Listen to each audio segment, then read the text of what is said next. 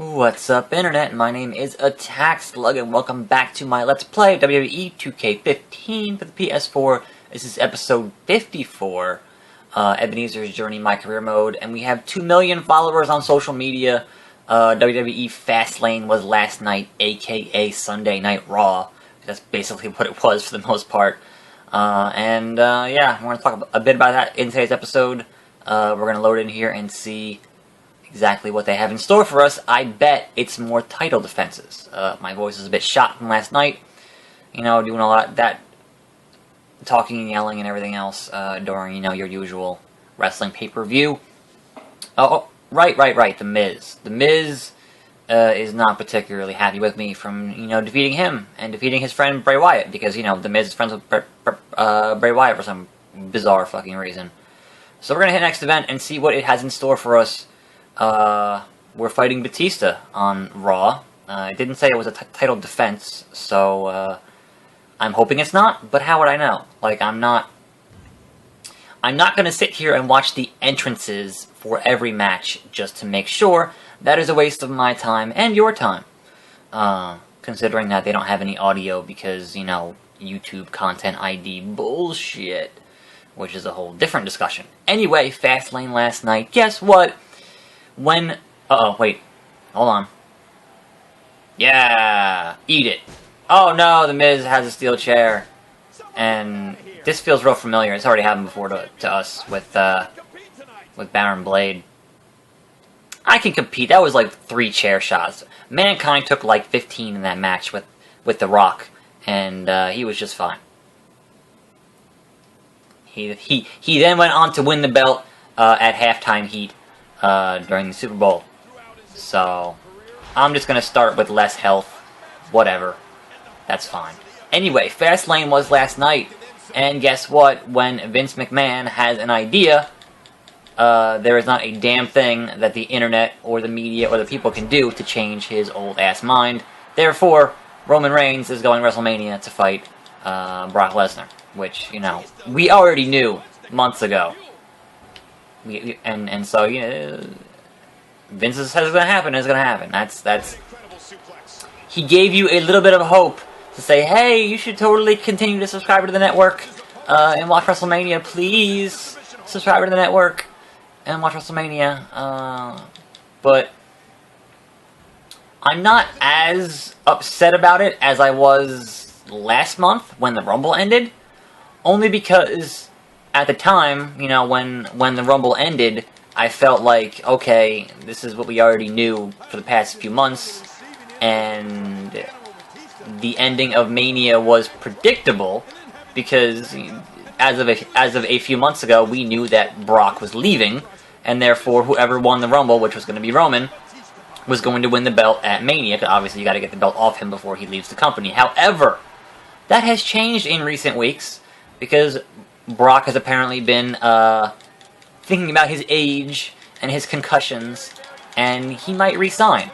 So just the mere indication that he might resign throws enough doubt into him possibly retaining the title at Mania and therefore making it less predictable. That's all I'm asking for. Just don't be predictable 6 months out of the gate, and I'm okay, you know, like, whoever you want to win is fine, but don't, like, telegraph it so fucking hard on your TV shows. Make it seem more organic or make it seem more unpredictable because, you know, anything can happen in the WWE.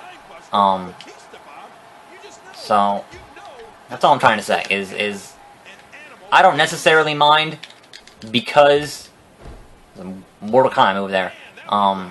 Because Brock might stick around and therefore we don't know what's going to happen at the end of the main event of WrestleMania. And that's fine. Now, the question is, what are you going to do with Daniel Bryan? I'm sure they'll address that on Raw tonight. And, dear God, I hope it is not Sheamus, because if it is, God help us all, that's not a match that... Nothing against Sheamus, but that is not a match that I want to see again on the grandest stage of them all. We've already seen it. And they've had good matches, but that is such a step down for Daniel Bryan. I mean, sure, you know, it's a good thing to even be on the Mania card. That is, you know, certainly important. Because I'm sure there are some guys who just aren't going to make it onto the Mania card. So, I guess my other issue with FastLane is that FastLane should not exist. There should not be a pay-per-view in February, is my thought on the matter. Because all you get are matches with crappy finishes because you want to set up for Mania. Like, you could do other stuff and not have that pay-per-view in February because almost all the finishes that are going to have rematches last night were all bullshit. And, like, outside of the main event where Roman won clean, like, everything else kind of had a feel to it because they're going to have that match again at WrestleMania. You're going to have Cena and Rusev again. You're going to have Ambrose and Barrett again. You're going to have Goldust and Stardust again.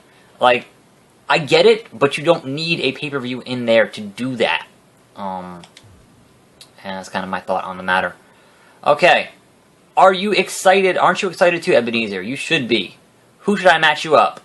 You should get me against the World Heavyweight, or the WWE Champion, because, fuck, man. I deserve my shot. What the hell? What is this nonsense? I want to face Bray Wyatt? No. I want to face The Miz? No. I want to face Batista? No. I want to fight all of them? No, I don't want to fight all of them. I'll lose the belt. That's fucking... The AI in this game is fucking bullshit, so no. I'm going to fight The Miz because it is always fun to squash the crap out of The Miz. So, we're going to fight... She said pay-per-view. This isn't pay-per-view. What the hell's going on here? She said, oh, who do you want to fight the pay-per-view? I'm sorry. Perhaps she said, I can't wait. I don't want to wait until pay-per-view. So I guess we're fighting The Miz tonight. Anyway, yeah, so just a lot of stuff last night that was just, like, the matches were okay, but having a bunch of screwball finishes that really was just, hey, we're going to set out to make sure you want to watch Mania. It's like, well, I just watched your match, and honestly, like, the crowd last night was not where it should have been. I don't know if that's the fault of Memphis, or if that's just the fault of the product, but everyone kind of just sat on their hands most of the night, and even when you have subpar wrestling, a engaged crowd is going to help your show tremendously, as we saw up until they got rid of Daniel Bryan in the Rumble last month. You had an engaged crowd most of that show, obviously because you were in Philly, but that crowd helped make that show amazing until they put over fucking Big Show and Kane in 2015, which fucking stupid. Anyway, so I don't know, whatever was wrong with the crowd last night in Memphis was a shame, because they just kind of sat on their hands. It was like, well, whatever, wrestling's happening, which is why it felt more like an episode of Raw, which is why I called it Sunday Night Raw, because shit, man, come on, the pay-per-view. There's supposed to be important stakes here, important things happening. So hopefully, I mean, big swing. The Mania crowd is usually good. Like, you lose a bit for the Mania crowd because you've been having it in the open air stadiums, and you lose a lot of the crowd noise not having a roof on the building. But luckily, we still have the Monday after, which always has people who just stuck around, who flew in. You son of a bitch, who flew in internationally. So that Raw after Mania crowd is always hot as shit. But they're also a very They're also a very smart crowd, because obviously, they're people who are willing to pay thousands of dollars to come see WrestleMania from all over the world, and that's fine. But that crowd is gonna shit all over Roman Reigns coming out as champion on Raw the next night. If he is champion, that crowd is going to shit all over it, because they are much like the crowd in Philly, a crowd who is not going to eat what Vince McMahon continues to feed them. It's just not going to happen. Like, they want to get over the guys that they think are, good wrestlers, good performers. Ambrose, Ziggler, Bryan, guys like that. That's, going to be the crowd who's going to chant CM Punk, even though he's been gone for a year now. That's the decision to put the belt on Reigns, if that is indeed the decision that they go with at Mania, they have to know that that crowd after Mania is just going to shit all over it. It's just not. It's not going to be a good look for your new champion. All I'm trying to say. But of course, Brock could retain because he might resign, or Rollins could cash in. I don't see Rollins cashing in at Mania. Like, I don't think the cash in at Mania makes sense. I mean, obviously you could do it because anything could happen. I just don't think it makes sense.